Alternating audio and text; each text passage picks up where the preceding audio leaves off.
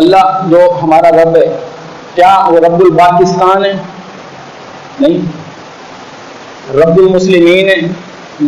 اللہ رب العالمین ہے. اللہ رب العالمین ہے. اور رسول اللہ صلی اللہ علیہ وسلم وہ رحمت للعالمین ہے. اور جو ملی مرکز ہے مسلمانوں کا وہ ہدی للعالمین ہے. فرمایا رسول رحمت للعالمین ہے. اسے بیان کیا سورۃ انبیاء میں. اللہ رب العالمین ہے بیان ہو رہا ہے فاتحہ ای میں. اللہ نے رسول کو فرمایا کہ اے پیغمبر آپ کیا ہیں؟ کافۃ للناس ہیں.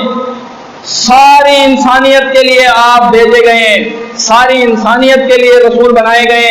اور قرآن جو ہماری کتاب ہے جو الہامی کتاب ہے اس کے بارے میں الفاظ ہیں بلاغ للناس. پوری انسانیت کے لیے بلاغ ہے. پوری انسانیت کے لیے نصیحت ہے.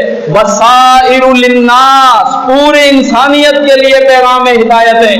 اور بیت اللہ فرمایا وزی للناس. عالمگیر ہے وزی للناس.